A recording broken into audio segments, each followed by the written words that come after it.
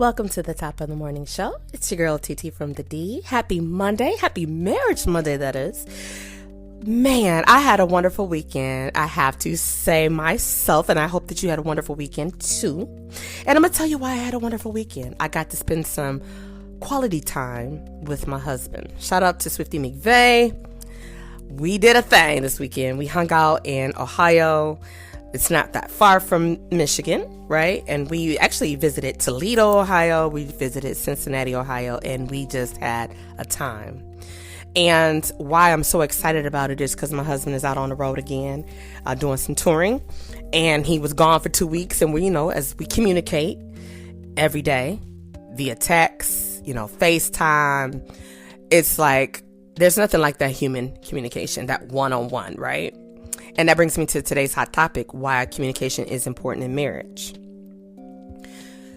But it just was like, we touched and agreed that, hey, let's have some reconnect time when he comes home for this week and split that time up between myself and him, and then some him and, some father-son time and family time and business, still having to deal with his businesses and carving out that time, because communication is important in any relationship, but especially in marriages. And together we create, right? We have relationships with our spouses, our significant others, that's supposed to give us a very unique experience. Every marriage has its own ups and downs, right? Complex situations, and we all have different navigating tools that allow us to deal with certain type of things. Because, as I said before, all marriages go through their ups and downs, right? There is no perfect marriage. There are no, what's a good way I can say there are no marriages that don't have an issue or had issues that they had to learn to deal with. But lack of communication can end up leading you to miscommunication and easily lead to a breakdown in your marriage, which causes a domino effect to other situations and circumstances, right? And we often tend to think about communication just like, oh, yeah, we can talk about anything, but can you? Do you? Now, that's all rhetorical, right? And communication is just not verbal. It's even in the body language, right? It's in your actions, right? And I believe successful communication in marriage will lead you to a long, blessed, happy marriage. Many of us find it easy to communicate. Like, I love communication in all relationships, my friendships, my marriage, with my children, with my friends, and sometimes when we have trauma, we seem to forget how to communicate, right? Sometimes we communicate when we should not communicate, because sometimes you got to be mature and say, listen, we are having a hot and heavy conversation, right? One may feel a little bit more passionate. That's a nice way to put it. More passionate about a situation and circumstance. And then we might say, yeah, because if we're double dutching and we're not really, really listening, what are we doing? It's not going to lead anywhere. It's not going to take us anywhere that's going to be good, right? So we have to say, you know what? Let's be mature and let's just say, listen, let's revisit this conversation at a later time, right? While we are keeping our calm and our cool, and we don't want to allow our frustration or vulnerability that has us on a guarded mission that don't nobody know you on, right? With this secret mission, take us into a place that we don't want, where we are bringing out guns spiritually and we're blasting the wrong people when we feel like we're at war, when a lot of times we're at war with ourselves, right? Now, I'll say this. We need to ensure that we're thinking of how to respond versus just respond. What does that mean, TT? I mean, really listen, really listen. Because we could talk. And sometimes, as I say, often people double dutch. You let them talk in your mind like this. As soon as they shut up, I'm about to say X, Y, and Z. That's not what we want. We really want you to listen. In James 1:19, well, actually 1:19 through 20, it says, my brother and sister, take note of this. Everyone should be quick to listen, slow to speak, and slow to become angry, because human anger does not produce the righteousness that God desires. I'm going to read that again. James 1:19-20 says, "My dear brother and sister, take note of this. Everyone should be quick to listen, slow to speak, and slow to become angry, because human anger does not produce the righteousness that God desires." And understanding what your partner needs and how they need to get it is imperative. Showing your love is important, especially to your wife, especially to your husband, right? We love hearing those 3 big words, yet they're small. I love you, right? And as I said before, the body language, which is really nonverbal communication when you really think about it, it goes hand in hand, because the body language communicates also our thoughts. You folding your arms, it's like you disengaged, you're not present. You rolling your eyes, like what? That thing, you do this. Now, I know this is all audio, but when you talking to somebody and they don't believe what you're saying, you hear this. Can you imagine what my mouth look like and my face look like? And then you toot your lip up to the left or the right corner like, yeah, okay, right? We come across that. I don't know if you've never done it or if you've ever seen it or ever heard it, but you know what I'm talking about, right? You might wonder to yourself, is communication really that important? Effective communication is. Yes. Yes, it is. It's very valuable. It's very tangible if you value your partner. If you feel like, I want to spend my life with you, what does that look like? We don't know what that looks like. It's according to God's plan. When we communicate openly and honestly, we give our spouse the opportunity to be heard and to talk without being interrupted. It helps us to get to know each other on a deeper level every time you communicate. When I was with my husband this weekend and we were driving, we laughed, we talked about everything. We reconnected. I heard him, he heard me, we heard us, right? We learned more things about our journey because we're constantly changing. Because we realize how important communication is. And something I did learn from my husband, I had to learn this, and I give him many kudos for this. He said, TT, long time ago, he said, and this is way before we became married, because we were friends first, okay? He said, we have to learn to disagree and agree that we disagree and keep it moving. But I think the way he said it was like, we have to learn to agree to disagree and keep it moving. And I didn't know what that meant. It was like a tongue twister. I'm like, what? But it strengthens us, because we got to understand that we're not going to always touch and agree.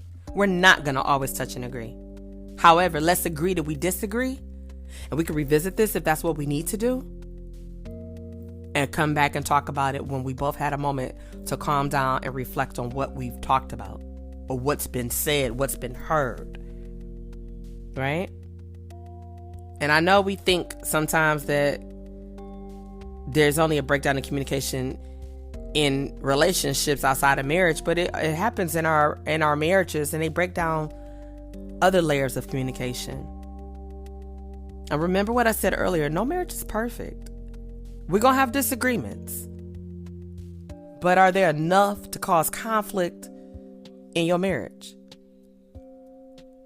We are going to always go through some things, challenges big and small. But communication will help you get through anything. I don't care if it's about finances, because that's one of the number one leading reasons people get divorced. Finance, misspending of money, funds. I know a married couple, I'm so glad they survived it, but they were on the brink of getting divorced many years ago because of finances. Child-rearing differences, parenting. You got one disciplinary, one person that don't believe in disciplinary. Well, y'all need to talk about things like that before you decide to have a child or children. What's your parenting tactics? What does that look like? Right? And that's just to name a few. And people, let me remind you, therapy is so therapeutic. It could be within your church. It could be within a counseling center. If you got good insurance, you can go to it. Sometimes you got to pay out of pocket, but isn't it a good investment? Because sometimes we need a mediator. Because we don't want to hear our partner. So, especially from y'all that's hot-tempered. You know, you ain't listening to what I'm saying. You like, shit, I ain't about to. Yeah, well, yeah. And I know some guys that feel like when I say what I say is law. I'm like, okay. And some women feel like that. What I say is law. It's like, okay. Is it enough law to break you apart? And that's rhetorical. I'm not a guru, but I do know a little thing about relationships. And I know that if you are in one and you love your spouse or your significant other, you put in the work. Put in the work. Invest in your relationship. You have to be ready to invest in your relationship if it's worth anything. And if you decided to marry somebody, I could only hope that it was worth enough to say, you know what? Let me put down my burden. Let me lay down my guards. And let me be vulnerable to my husband, to my wife, to this marriage, to this union, to this covenant. And let me invest in it. It's worth it. That's what I would think if you decided to allow somebody to change your last name or change someone's last name. I'm telling you, it will give you satisfaction in the long run. It builds where things can break down. Effective communication is key. It's key, it's key, it's key, it's key. And as long as we learn how to effectively communicate, then we know that you are on the road to success. Sometimes you got to take a breather and say, whoo, let me be easy before I say something out the way, talk out the side of my neck, get choked out. You know what I'm saying? Not physically, okay? We don't promote domestic violence, but y'all know what I'm saying. We really want to invest and say, listen, I love her enough. I love him enough to hear him out. And I want to see what's going to happen, what's going to go on, and we can take it from there. Well, I'm not going to hold you long on this Marriage Monday. Remember, we are getting ready to talk about the book. What did you expect? Oh, yes. We're going to talk about it, people. We're going to talk about it. And I want you to be able to go on and get the book so you can actually do this study with us. It's called What Did You Expect by Paul Tripp. Now, it's a book that helps you learn about marriage and like, really, it's a really good question. When you got married, what did you think it was going to be? Some people think it's a fairy tale. Like, no, it's not. It takes work. It takes dedication. But what I just said to you, communication. There is not going to ever be a day in your marriage that you're not going to have to effectively communicate.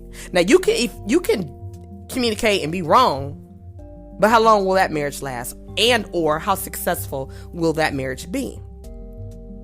But if you know and you believe, like, I want to be with her, I want to be with him, until God says something different, then you got to learn how to effectively communicate. And that book, What Did You Expect? Baby, when I tell you it's successful, as I said before, for those of you that know, being a part of our church, shout out to Citadel of Faith Covenant Church, Pastor Harvey Carey and First Lady Nancy Carey. We believe in that. Like, working at our marriages. There are no perfect marriages. I said that. That's my disclaimer. I'm not going to deviate from that. I'm not going to blow smoke up your butt and make you feel like, oh, yeah, well, just me and Swift don't have no perfect marriage. But guess what? We work hard, baby. And it's not hard, though. That's what's funny. You hear people say, marriage is hard work. Me and Swift be like, it takes work, but we don't look at it as hard work. It takes work. It's just like you got your job. You do your job every day, hopefully, right? Parenting, right? Parenting can be difficult because you got a different parenting style, things of that nature, whatever that looks like. But it is an investment. And so there's parenting handbooks, all kind of books. But this book that I want you to go on Amazon and buy is everything. And we're getting ready. I know you said, TT, you said that. When? I don't really know. But it's coming before summer. Now, we in spring, but it's coming. We're going to dedicate probably a full week. And we're probably going to invest. And we'll be paraphrasing. We'll go over each chapter. And I'm thinking of a whole week. right? I might even dedicate a month to it. I'm that vested in marriage. I'm that vested. So when we get ready to introduce it, I want you to be able to have your book, your workbook. They have a workbook as well, and be ready to take the journey with us. I'd love to hear from you if you think you're ready for it. And if you say, you know what, TT from the D, I'll take this journey with you guys. I would love to hear from you.